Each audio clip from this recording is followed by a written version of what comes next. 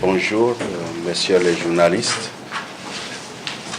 Vous savez que Cotonou abritera dans quelques jours, notamment à partir du lundi prochain, plusieurs événements dans le cadre du secteur de l'électricité de la sous-région de l'Afrique de l'Ouest, notamment de la CEDEAO. Et le premier événement, c'est le 6e forum de la régulation du secteur de l'électricité de la CEDEAO.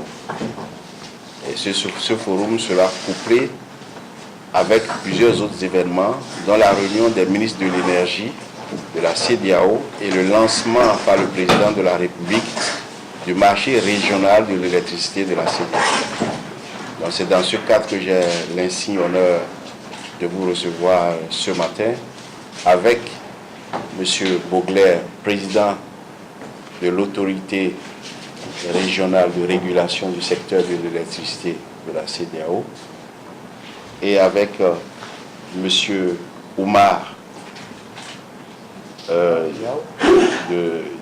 Oumar Diaye, représentant du secrétaire général du système d'échange d'énergie électrique de la CEDEAO, communément appelé WAP.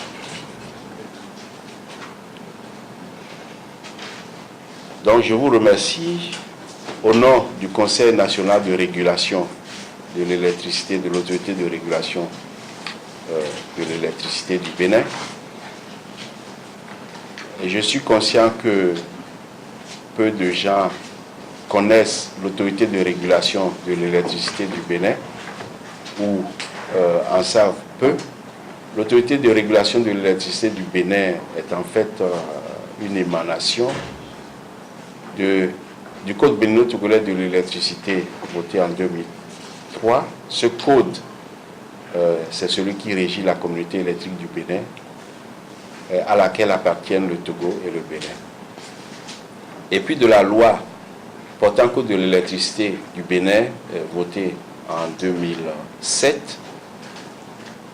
Mais en réalité, l'autorité de régulation de l'électricité n'est devenue réellement opérationnelle qu'en 2015, à la faveur des négociations du deuxième compact du MCC.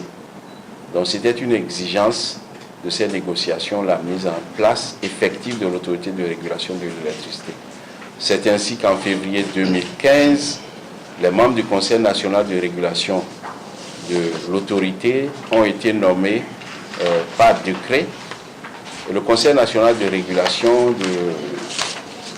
est l'organe de décision de l'autorité de régulation de l'électricité. L'autorité de régulation de l'électricité est composée donc de deux organes, le Conseil national et le secrétariat exécutif. Les membres du secrétariat exécutif n'ont commencé à être recrutés qu'en début de cette année 2018. Quelles sont les missions de l'autorité de régulation de l'électricité du Bénin?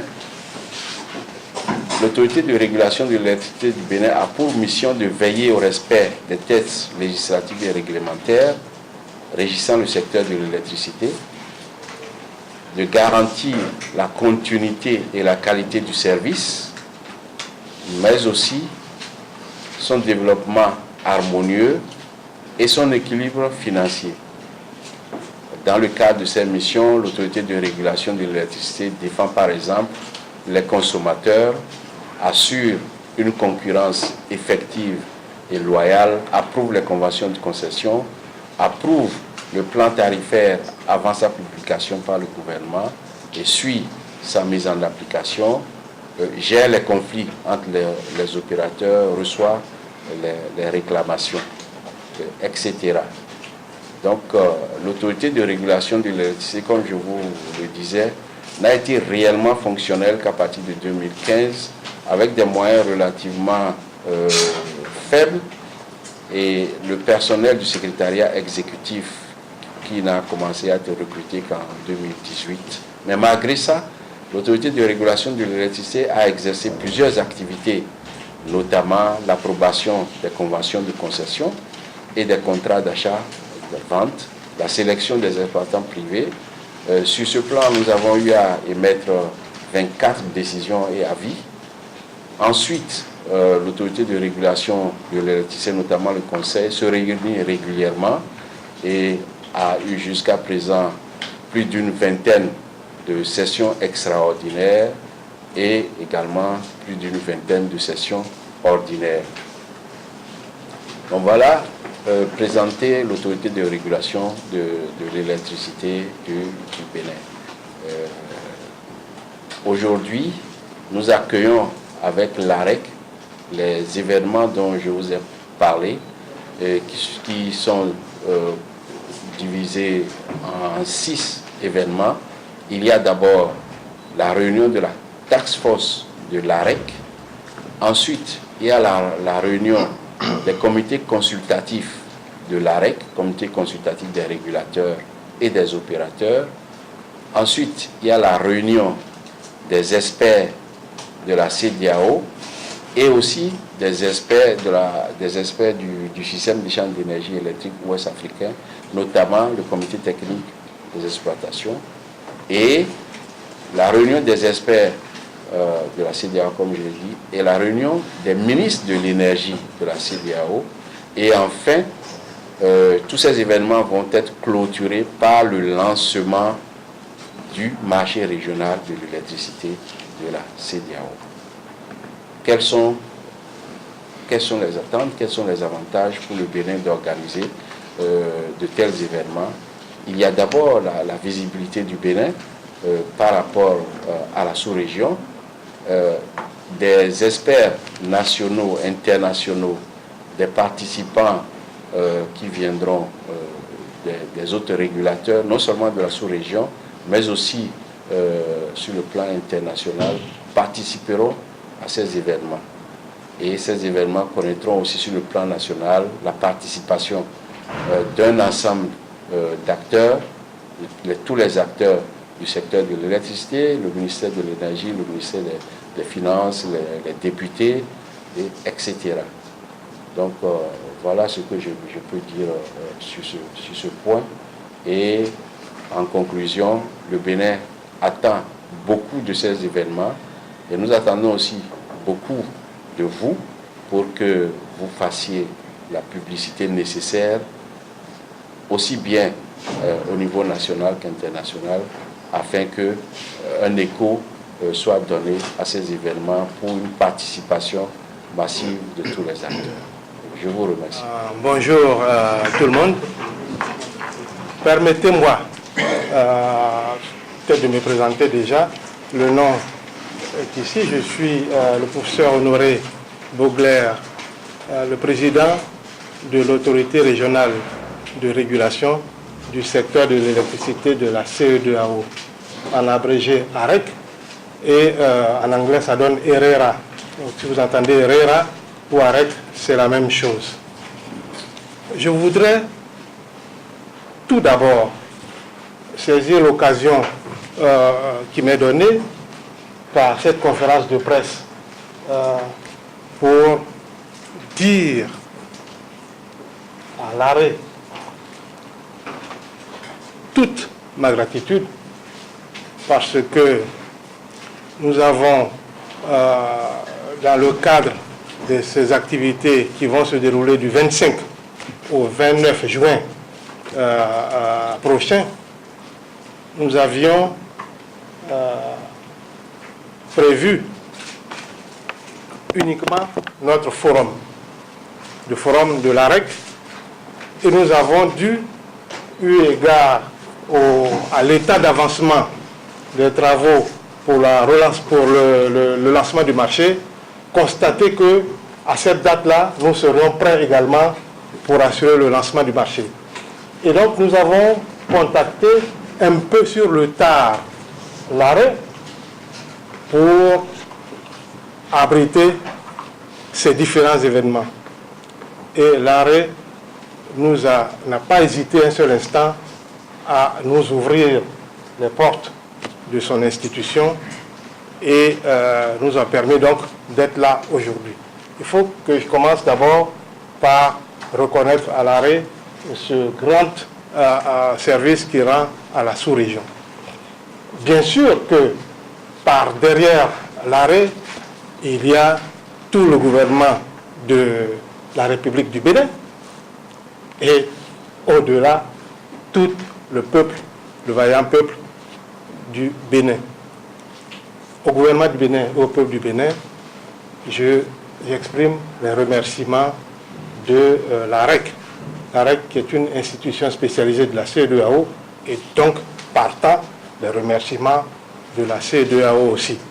Bien sûr, les autorités de la CEDEAO seront présentes et relayeront ou parleront à leur niveau de ce que je viens de dire. Donc merci vraiment à tout le Bénin. Et je dois dire que nous sommes particulièrement heureux d'être à Cotonou aujourd'hui et particulièrement heureux d'avoir à lancer le marché de l'électricité de la sous-région, le marché de la CEDEAO à Cotonou même.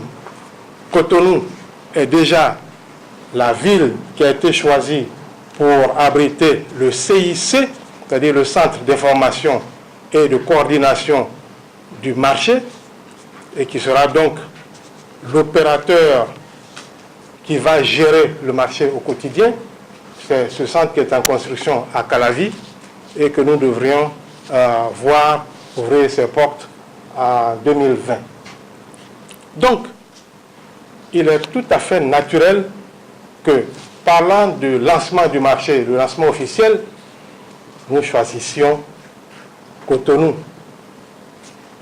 Cotonou est également une ville qui est chère dans le cœur de tous les Africains, une cité historique. Ayant dit cela, je devrais peut-être revenir sur ce qui nous réunit aujourd'hui, mais permettez-moi de dire quelques mots sur l'institution dont j'ai la charge, à savoir l'AREC. Dans cette salle, l'AREC est représentée par quelques-uns de ses animateurs. À ma compagnie se trouve à ma droite l'ingénieur Alimar Ndiaye, qui est un des membres du conseil de régulation de l'AREC. Et à ma gauche, nous avons M. Oumar Bangoura, qui est notre expert juriste senior à l'AREC. Je voudrais quand même dire, sans oublier, notre responsable de la communication, qui est arrêté un peu en retrait, M. O.M. Thompson. Voici l'équipe qui m'accompagne ce jour. Mais bien sûr que pour les manifestations, l'AREC sera au grand complet à Cotonou. Alors, qu'est-ce que l'AREC? Je crois qu'on doit faire un parallèle avec l'AREC. L'AREC est au régional ce que l'AREC est au national. C'est-à-dire une autorité de régulation qui, en tant que telle, est chargée d'assurer la régulation des échanges transfrontaliers d'énergie électrique. C'est-à-dire, en quelque sorte, les imports, les importations et les exportations d'énergie électrique. L'AREC est à ce titre appelé à contribuer à mettre en place l'environnement économique et technique nécessaire au développement du marché régional. Et l'AREC, dans ce cadre-là, élabore par exemple les modèles de contrats de vente transfrontalière d'énergie électrique. C'est l'AREC qui approuve les contrats types d'utilisation du réseau régional de transport d'énergie électrique. C'est l'AREC qui est appelé à approuver les tarifs de transport transfrontalier d'énergie électrique et la REC approuve les licences ou les autorisations pour la participation au marché régional de l'électricité et la REC a pour rôle également de régler les litiges entre participants du marché régional de l'électricité. Vous avez remarqué que chaque fois, je mettais l'accent sur les échanges transfrontaliers d'énergie électrique. Je le fais à dessein. C'est pour dire que la compétence de la REC commence aux frontières. À l'intérieur des frontières, c'est le régulateur national, l'AREE. Bien sûr que, en ce qui concerne le marché régional, le rôle de l'AREE et de la REC sont complémentaires. L'AREE soutient la REC au niveau national et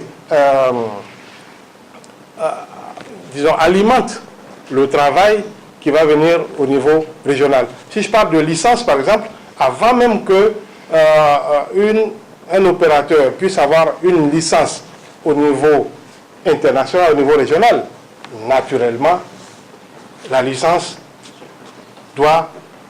nationale doit être octroyée à cet opérateur-là. Et c'est l'AREE, pour ce qui concerne le Bénin, qui va commencer le travail et nous permettre à nous, au niveau régional, de savoir que cet opérateur-là remplit toutes les conditions pour avoir une licence, puisque moi-même je lui ai donné une licence, et que au plan régional, les conditions que vous m'aviez indiquées sont également remplies. C'est à ce moment-là que nous prenons le dossier en charge. Nous avons vraiment un travail complémentaire entre le régulateur national et le régulateur régional.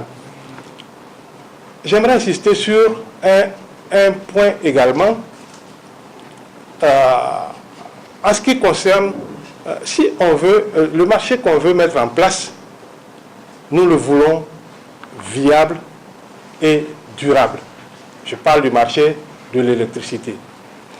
Et pour cela, pour que celui qui va produire de l'électricité et vendre cette électricité-là à un opérateur à l'étranger puisse rentrer dans ses fonds, encore faut-il que cet opérateur qui achète l'électricité soit en mesure de payer le vendeur. Alors, comment ça marche? L'électricité qui va être convoyée à l'étranger va être servie à un opérateur et généralement va finir dans les mains d'un distributeur. Si ce distributeur-là n'arrive pas à retirer de cette énergie son prix réel, de prix qui soit de nature à couvrir le coût de production et de transport de cette énergie, il va de soi que peut-être la première fois, il aura réussi tant bien que mal à honorer ses dettes. Mais la troisième fois, c'est sûr que cet opérateur-là sera bloqué parce qu'il ne peut pas acheter à 100, disons 100 000, et ne récolter que 70 000 ou 80 000. Au bout du compte, il ne sera plus en mesure de payer. D'où l'importance qu'il y a, et ce qui est inscrit dans les textes de la CEDEAO, c'est que les nationaux doivent veiller à ce que les entreprises du secteur de l'électricité soient gérées de façon durable. Et donc, d'où la consigne qui a été donnée au sein de la CEDEAO de laisser aux régulateurs nationaux le soin de fixer les tarifs de l'électricité au plan national.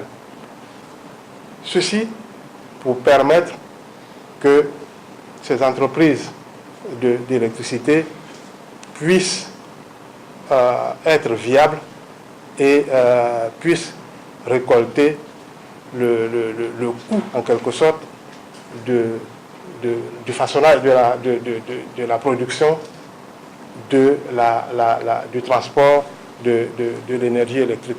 De cette façon-là, notre marché sera plus durable. Et c'est un peu ce qui ressort d'ailleurs d'une directive qui a été prise par la CEDEAO, à l'initiative d'ailleurs de l'AREC, qui, dans le cadre de la préparation du marché que nous voulons, un marché fort et durable, a donné quelques lignes directrices.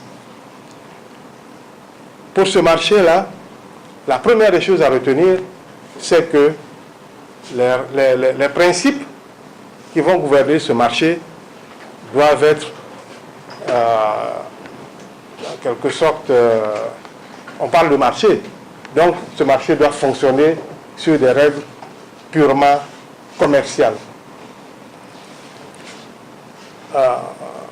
Deuxième chose, c'est que ce marché, nous voulons qu'il puisse être intégré par tous les acteurs de notre sous-région. Nous voulons travailler sur la base de la coopération entre les États membres et puis également sur la base de la transparence dans tout ce qui se fait, de façon à ce que tous les acteurs des secteurs de l'électricité soient associés aux décisions qui vont être prises et que tous dans la sous-région, nous comprenions ce qui se fait de façon à ce que l'adhésion soit plus facile. Donc, ce marché que nous sommes en train de mettre en place, je disais, nous voulons vraiment le réussir. C'est la raison pour laquelle nous avons choisi comme thème de notre forum de cette année le 6e forum de l'AREC. Le thème, c'est le marché régional de l'électricité, facteur clé de succès. Puisque tous les acteurs de tous les secteurs de l'électricité des 15 États membres de la CEDEAO seront présents. Ensemble, nous allons mettre sur la table les questions, les difficultés qu'on peut rencontrer et ensemble réfléchir aux meilleurs moyens de nous organiser et aux meilleures pratiques qu'il faut que chacun de nous ayons pour réussir ce marché que nous allons lancer le 29 juin prochain. Ce marché, c'est quelque chose qui est nouveau pour nous et nous voulons y aller de façon progressive avec la contribution de tous. Aller de façon progressive, c'est dire que nous faisons un premier pas, c'est ce que nous appelons la première phase du marché. Nous observons comment les choses fonctionnent et une fois que nous sommes assurés que nous sommes dans la bonne direction et que nous faisons ce qui est convenable, alors on avance pour faire le deuxième pas. C'est un peu la raison pour laquelle nous voulons réfléchir ensemble lors du forum sur ce qu'il y a à faire. Je ne vais pas rentrer dans des détails d'ordre technique, on va vous donner le programme de ce forum-là et on a deux principales sessions sur ce forum pour parler d'abord de stratégie politique dans la première session pour que notre marché soit durable et dans la deuxième session nous parlerons plutôt de ce qu'il faut faire le défi de l'approvisionnement en électricité à moindre coût. Parce que c'est ça qui est important pour nos populations et c'est même la raison, l'objectif ultime de ce marché que nous mettons en place, c'est qu'à terme, nous puissions optimiser toute l'énergie que nous avons dans la sous-région de façon à produire de l'électricité là où ça coûte le moins cher et le mettre à la disposition de la population. À terme, donc, la population devrait bénéficier d'une énergie de bonne qualité et de moindre coût. Nous allons y réfléchir également au cours de ce forum-là pour voir quelles sont les meilleures dispositions qu'il faut prendre à cet effet. J'avais dit tout à l'heure que je voulais m'arrêter un peu sur une directive de la CEDEAO qui s'adresse à la fois aux opérateurs et aux États membres. En ce qui concerne les opérateurs, dans l'esprit de ce que je disais tout à l'heure, il faut qu'on puisse déterminer le coût exact de la production, du transport et de la distribution de l'électricité. À cet égard, la directive nous demande, nous, à l'AREC, de veiller à ce que toutes les sociétés d'électricité puissent mettre en place une comptabilité qui permette ce qu'on appelle la comptabilité séparée, une comptabilité qui permette de connaître le coût exact de la production de l'électricité, le coût exact du segment transport, le coût exact du segment distribution. Cela permet, et c'est un travail qui va être piloté en quelque sorte par les régulateurs nationaux en appui aux régulateurs régionaux. Pourquoi connaître ces coûts-là? D'une part, parce que au plan régional, l'AREC doit fixer les tarifs du transport de l'électricité. Ce que nous voulons faire dans le marché, je l'ai dit tantôt, c'est produire là où c'est le moins cher pour le mettre à la disposition de tous. Alors, généralement, les zones de production les moins chères se trouvent dans le sud de notre sous-région. Là où il y a du pétrole, il y a du gaz, encore que les choses étant en train d'évoluer, bientôt dans le nord, avec le bon ensoleillement qu'il y a dans le nord de notre sous-région, il se pourrait que les choses s'inversent. Mais pour l'heure, c'est dans le sud qu'il y a la plus grande hydraulicité. Donc jusqu'à présent, dans notre région, il y a encore des centrales qui fonctionnent des centrales diesel, pour simplifier, au fioul lourd. Ce sont les plus chers. L'objectif est que, à terme, toutes ces centrales qui coûtent cher disparaissent et laissent la place, disparaissent. Elles vont servir en secours, mais que nous tous, nous prenions l'énergie électrique là où c'est le moins cher, de façon à ce que les populations de tous nos pays puissent avoir de l'électricité bon marché. Donc ce transport-là va être supervisé, le tarif va être fixé par l'AREC, le transport va être supervisé par l'AREC au régional et éventuellement avec l'appui des régulateurs nationaux. Cette directive a mis également à la charge j'ai parlé des opérateurs, des États membres, l'obligation de mettre en ordre leur législation interne pour permettre justement le libre accès de tous au réseau régional. Puisque le réseau régional se compose également d'une partie des réseaux nationaux. Donc, chaque État membre doit libérer son réseau qui va servir au transport de l'énergie d'un pays à l'autre.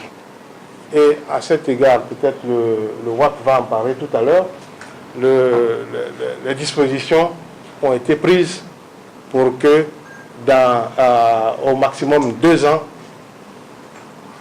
tous les 14 États membres de la CEDEAO, 14 États membres continentaux de la CEDEAO soient interconnectés. La CEDEAO compte 15 États membres. Le Cap-Vert est loin au-delà des mers. Pour le moment, le Cap-Vert n'est pas encore pris en compte pour les interconnexions. Donc, il reste 14 États membres continentaux qui seront interconnectés, qui auront achevé de s'interconnecter dans les 2 années à venir. Il y a encore 2 projets qui sont en construction, côté Libéria et autres. Je pense que le WAP va en parler un peu plus. Et dernière obligation sur laquelle j'aimerais revenir, qui provient de la directive, c'est justement que les États membres doivent veiller à ce que leurs régulateurs, lorsqu'il y en a, ou veiller à mettre en place un régulateur indépendant qui soit en charge des fonctions de surveillance du marché national et de fonctions de fixation des tarifs de vente de l'électricité au national. Et la directive insiste pour dire qu'il faut que ce régulateur soit réellement indépendant pour assurer ces tâches-là. C'est capital si nous voulons réussir notre marché, comme je l'expliquais tout à l'heure. Alors, je pense que j'ai fait un peu le tour de ces questions-là et j'ai également parlé de ce qui va se passer au forum. À moins qu'il y ait d'autres questions, je vais pouvoir peut-être m'arrêter là et compléter éventuellement les informations si nécessaire. Je voulais juste dire que je suis Oumar Diaw, c'est mon nom. Je suis chargé de l'opération du marché au niveau du WAP. Et quand on dit WAP, c'est le système d'échange d'énergie électrique ouest-africain qui a été créé par une décision de la conférence des chefs d'État et de gouvernement de la CEDEAO en 1999 à Lomé, dans le but donc d'accélérer le développement des infrastructures de production et de transport d'énergie électrique ouest-africain et de coordonner les échanges entre les États membres de la CEDEAO. Cette décision a été prise après le constat de l'existence d'énormes ressources énergétiques dans la sous-région, inégalement réparties entre les pays, mais également de constat de faible accès à l'énergie électrique au niveau des populations de la région ouest-africaine. Nous parlons d'un taux d'accès d'environ 30 à 35% au niveau de la population générale de la CEDEAO. Donc, nous avons été mandatés, nous, membres du WAP, qui sommes des opérateurs, donc les sociétés qui produisent, qui transportent et qui distribuent l'énergie électrique en Afrique de l'Ouest. Aujourd'hui, le WAP enregistre une trentaine de membres et parmi ces membres, nous avons l'ensemble des sociétés nationales des pays membres de la CEDEAO. Depuis 1999, nous avons donc mis en place des projets d'interconnexion qui relient les différents pays membres de la CEDEAO. Vous, au Bénin ici, le premier projet que je vais citer, qu'on a mis en service en février de l'année 2007, c'est l'interconnexion à 330 kV entre la CEB et PCN à l'époque, TCN aujourd'hui. Et vous avez vu que le Bénin aujourd'hui tire beaucoup d'énergie à partir du Nigeria grâce à l'existence de cette interconnexion. Nous avons de la même façon aidé au développement et à la réalisation de projets qui aujourd'hui ont déjà interconnecté 9 États membres sur les 14 de la CEDEAO. Et nous avons 2 projets majeurs en cours. Je parlais du projet de CLG qui relie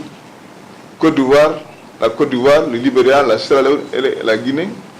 Nous avons aussi en cours un projet actuellement en phase de construction qui interconnecte les pays de l'OMVG que sont la Guinée-Conakry, la Guinée-Bissau, la Gambie et le Sénégal. À la fin de ces 2 projets, estimés vers 2020, nous aurons, comme le président l'a annoncé tout à l'heure, interconnecté l'ensemble des 14 États de la CEDEAO, excepté donc le 15e qui est le Cap-Vert, parce que c'est un pays qui se trouve au large de Dakar, dans l'océan Atlantique. Nous avons donc également développé au cours de ces années l'ensemble des textes qui vont permettre de lancer le marché régional d'énergie électrique. Nous avons d'abord, depuis 2012, adopté ce qu'on appelle la feuille de route pour aller au marché régional. Nous avons également développé le design du marché, la conception du marché. Nous avons établi également les règles du marché régional, développé le plan de mise en œuvre du marché régional et enfin, nous avons travaillé avec l'AREC sur la méthodologie de calcul du tarif de transport régional. Donc nous avons de tout le temps, depuis que l'AREC a été mise en place en 2008, nous avons travaillé ensemble pour avoir dans la région des textes consensuels qui sont adoptés par l'ensemble des opérateurs et des régulateurs de la région Afrique de l'Ouest. Après avoir réussi donc à mettre en place l'ensemble des textes qui vont régir le fonctionnement du marché régional, et mis en place également l'institution qui va être chargée d'opérer les échanges au niveau de la sous-région, et mis en place également le projet de CIC qui est en train de Calavi, qui est en train de construire à Calavi, qui est en quelque sorte l'aéroport de l'énergie électrique au niveau de la région, puisque c'est de là qu'on va contrôler l'ensemble des flux qui vont traverser les lignes d'interconnexion qui relient les États. Et c'est à partir de là également qu'on va lire tous les compteurs qui se trouveront dans les frontières des pays membres, et nous allons savoir combien d'énergie a été envoyée par tel pays ou tel opérateur vers un autre pays destinataire. Donc c'est vraiment le lieu de contrôle de l'ensemble des échanges d'énergie électrique au niveau de la CEDEAO. Aujourd'hui, nous sommes prêts à développer, donc à rentrer en phase 1 du marché, et qui va être suivi par 2 autres phases, phase 2 et phase 3, pour arriver à ce qu'on appelle un marché régional, bilatéral certes, mais également concurrentiel, et pour permettre d'arriver à un développement conséquent de la fourniture d'énergie électrique à un prix abordable et avec une qualité irréprochable. Donc cela va nous permettre de développer l'économie en Afrique de l'Ouest et de faire face à beaucoup d'autres problèmes qui sont liés au développement social et économique de nos pays. Voilà en préliminaire ce que je pouvais vous dire, que le WAP, c'est donc l'organe qui regroupe l'ensemble des opérateurs du secteur de l'électricité en Afrique de l'Ouest. Nous avons notre siège donc au WAP, nous sommes là depuis 2004 et nous avons tenu notre congrès initial, je vous rappelez bien, en 2006 ici au Palais des Congrès de Cotonou. Et depuis lors, nous travaillons à l'événement qui est en vue le 29 juin, qui était le lancement du marché général de l'électricité de l'Afrique de l'Ouest. Merci. Chers amis journalistes, vous convenez avec moi que Cotonou, donc notre pays, le Bénin, vivra à partir du lundi et pour 5 jours un grand événement du secteur de l'énergie électrique de la CEDEAO. Donc le Bénin sera à l'honneur. Je saisis l'occasion pour remercier le président de l'AREC pour son initiative en ayant choisi le Bénin.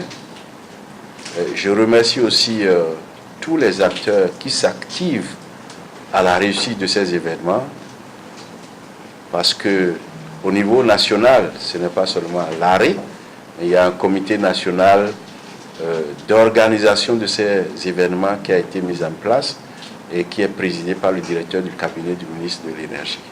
Donc à tous ces acteurs, tous mes remerciements. Mais à vous, journalistes, je demanderai d'être le porte-parole, le flambeau de ceux qui vont porter l'information d'abord dans notre pays et aussi au-delà des frontières de notre pays, pour que ces événements connaissent le succès qu'on attend d'eux, pour que le marché régional de l'électricité soit lancé avec succès et qu'il survive. Merci beaucoup, je vous remercie. Merci, Président.